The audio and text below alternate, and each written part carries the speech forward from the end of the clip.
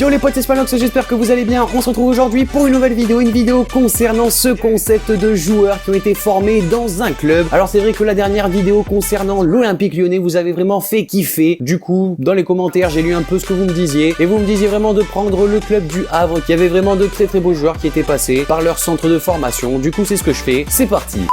Au poste de gardien de but, on a Steve Mandanda, le gardien de 32 ans. Alors lui, il était passé au centre de formation à l'âge de 15 ans et il était devenu très rapidement indispensable à l'équipe de CFA2 en devenant le portier référent de l'effectif lors de l'année 2000. Après avoir disputé notamment la Coupe Gambardella dès sa première saison, Steve devient le gardien numéro 2 des pros en 2004, puis numéro 1, réalisant de meilleures performances que son coéquipier Olivier Blondel. Après 7 ans passés au HAC, Mandanda décollera pour le sud de la France afin de rejoindre son club actuel, l'Olympique de Marseille. Au poste de latéral droit, j'ai placé Franck Tabanou, le joueur de 28 ans. C'est vrai qu'il a plus l'habitude de jouer à gauche, mais j'avais pas trouvé de latéral droit. Bref, pour Tabanou, c'était en 2002, à l'âge de 13 ans, qu'il intégrait le centre de formation du Havre. Il y passera 3 ans avant de se faire virer du club français pour son mauvais comportement. Joueur talentueux, mais avec un comportement vraiment moyen. Tabanou sera invité du coup à quitter le centre de formation du Havre et ne jouera donc jamais en équipe première. Il rejoint ainsi Toulouse le 2 mai 2009. Bref, je vais pas m'attarder plus longtemps sur Franck Tabanou, c'est pas non plus un joueur de ouf. On passe dans l'axe avec Didier Digard. Bon, c'est vrai que les joueurs que je suis en train de vous présenter sont pas ouf. En défense, c'est pas vraiment incroyable, mais quand on va arriver vers les postes plus offensifs, vous allez vraiment kiffer. Bref, on reste en défense pour le moment avec Didier Digard, le joueur de 31 ans, qui est arrivé au centre de formation du Havre à 12 ans. Au Havre, il s'est vite imposé dans l'entrejeu et il est même devenu le capitaine de toutes les équipes qu'il a côtoyées, en U17 et en U19, mais également en équipe de France U16 et U19, avec qui il sera notamment champion d'Europe en 2005. Donc je vais pas trop m'attarder sur le cas Didier Digard. Après, on sait également qu'il a signé du côté du Paris Saint-Germain pour 3 saisons avec un transfert qui avait été estimé autour de 2 millions d'euros. Mais Didier Digard, on peut pas se dire que ce soit un joueur qui est explosé, c'est un joueur qui restera moyen quand même. À ses côtés, Jean-Armel Canabillic, le joueur de 28 ans, lui également a débuté sa formation avec le club havrais en 99 à l'âge de 10 ans. Il avait fait toutes ses classes au HAC jusqu'à intégrer l'effectif pro et en février 2008, à seulement 19 ans, il avait disputé son premier match professionnel dans l'axe de la défense havraise. Il avait ensuite signé son premier contrat pro de 3 ans avec son club formateur, un peu à l'image de Didier Digard ou encore Franck Tabanou. C'est pas des joueurs qui ont explosé, donc pas besoin de s'attarder plus longtemps sur eux. On commence avec le premier gros joueur, c'est Benjamin Mendy, le latéral gauche français de 23 ans. Lui, il a débarqué au Havre en 2007 à l'âge de 13 ans, surclassé par rapport à son âge, que ce soit dans les équipes de jeunes du Havre ou en équipe de France. Mendy est considéré comme l'avenir du couloir gauche en équipe de France. Conscient de tenir entre leurs mains une pépite, les dirigeants havrais n'ont pas hésité et ont fait signer au joueur son premier contrat pro d'une durée de 3 ans en juillet 2011, à tout juste 16 ans. Dans la foulée, il joue son premier match le 9 août 2011 en Coupe de la Ligue, puis il s'impose rapidement comme le titulaire sur le flanc gauche de la défense et en 2 saisons sous les couleurs havraises, il dispute 57 matchs de Ligue 2 et délivre 4 passes décisives. Le 9 juillet 2013, il a signé à l'OM pour un montant de 3,5 millions d'euros. Il est ensuite passé par Monaco et récemment il a signé à Manchester City. Malheureusement, son début de saison a été assez compliqué vu qu'il s'est blessé. On commence au milieu de terrain avec Paul Pogba, le joueur de 24 ans. En 2007, alors âgé de 14 ans, il intègre les équipes jeunes du Havre où il devient le capitaine, suscitant déjà les convoitises de grandes écuries européennes comme Manchester United. Il restera dans le club français uniquement 2 ans car durant l'été 2009, Pogba rejoint le centre de formation du club anglais et en septembre 2011, il prend part à son premier match en équipe première des Red Devils à seulement 18 ans. Et après, on connaît tous l'ascension folle de Paul Pogba. Il a signé à la Juventus Turin où il a fait des performances incroyables et il est revenu à Manchester United pour une somme record. Il est actuellement en train de montrer que c'est un des tout meilleurs milieux de terrain. À ses côtés, Lassana Diarra, le joueur français de 32 ans. Là, c'était arrivé au Havre pour la saison 2004-2005 à l'âge de 19 ans. Excellent, il s'impose très rapidement au milieu de terrain et ses performances sont également rayonnantes à l'échelle nationale. En effet, le natif de Paris remporte le tournoi de Toulon avec l'équipe de France Espoir. Il n'en faut pas plus pour que de prestigieux clubs européens commencent alors à s'intéresser à lui et durant l'été 2005, après seulement une saison en pro, Diarra est recruté par le club londonien de Chelsea qui était à l'époque entraîné par José Mourinho contre une indemnité d'environ 2 millions d'euros. Il enchaînera ensuite des passages vers le Real Madrid ou encore l'Anzi Makashkala. Un retour en France avec Marseille qui était plutôt intéressant, à savoir qu'il s'était engagé en 2017 avec Al Jazeera. On passe ensuite avec le milieu offensif, c'est Faisal Fage, le joueur de 29 ans. Lui, il avait été retenu en préformation au Havre à l'âge de 12 ans, mais il n'avait pas été conservé pour des raisons de conditions physiques. Cependant, ses qualités techniques lui valent d'être recruté par Fréjus Saint-Raphaël, club de CFA, avec lequel il est promu en national en 2009. Et après 2 saisons pleines à ce niveau, il est repéré et recruté par Caen, club de l'élite, avec lequel il signe un contrat de 3 ans. Et c'est le club, on peut le dire, qui nous a fait connaître ce joueur-là. C'est un joueur quand même assez technique. On peut le voir en Espagne actuellement, Il était passé par Elche en 2014 et ensuite il a rejoint le Deportivo La Corogne et récemment Getafe. Bref, c'est vraiment un joueur taillé pour le championnat espagnol, très technique. À droite, on a Riyad Mahrez, le joueur algérien de 26 ans. En 2009, à 18 ans, il est repéré par le club de Quimper qui évolue en CFA et durant l'été 2010, il signe au Havre et finit sa formation avec l'équipe réserve en CFA avec qui il marque 10 buts en une demi-saison, ce qui pousse les dirigeants havrais à l'incorporer peu à peu à l'effectif de l'équipe première en Ligue 2. Le tout assorti de son premier contrat pro début 2011 et lors de la saison 2013-2014, celle de ses 22 ans, le joueur devient un titulaire indiscutable sur l'aile droite. En 34 titularisations, il marque 4 buts et délivre 6 passes décisives et devient un cadre de l'équipe. En janvier 2014, il s'exile en Angleterre en signant en faveur du club de Leicester et il a vraiment explosé aux yeux de tous dans ce club-là lors de la montée de Leicester en Première Ligue. C'est vraiment un très grand joueur et on peut dire qu'il est passé par le Havre. De l'autre côté, c'est Dimitri Payet qui avait rejoint le centre de formation du Havre en 99 alors qu'il n'avait que 12 ans. Malgré tout le talent du jeune homme, le joueur souhaitait revenir sur son île natale et 4 ans plus tard, en 2003, il retourne à La Réunion où il brillera. En 2004, c'est Nantes qui le fait revenir en métropole et Payet devient peu à peu l'un des piliers des Canaries, ce qui attire bien sûr la convoitise de Saint-Etienne qui dépense 4 millions pour s'attacher ses services. Ensuite, il passera par Lille ou encore par Marseille avec son beau passage en Première Ligue avec West Ham et son retour du côté de l'OM. Puis le numéro 9, c'est Guillaume Waro. Le Havre l'avait fait venir en métropole où il avait signé un premier contrat en janvier 2004 à presque 20 ans. En manque de temps de jeu, il avait été prêté au FC Guignon qui débutait en Ligue 2 au cours de la saison 2006-2007. De retour au Havre, le numéro 9 s'était retrouvé titulaire au sein de l'équipe havraise pour la saison 2007-2008. Avec 28 buts, il termine meilleur buteur de Ligue 2 et contribue grandement à la montée de son club en Ligue 1. Arrivé au PSG en juillet 2008, Guillaume Waro reçoit son numéro 9 fétiche qu'il portait déjà au Havre. Oui, Guillaume Waro a bien joué au PSG. Pour les supporters fidèles du club parisien, vous le savez, je pense. Après, pour les supporters made in Qatar, je pense que Guillaume Waro est un petit pion que vous ne devez pas très bien connaître.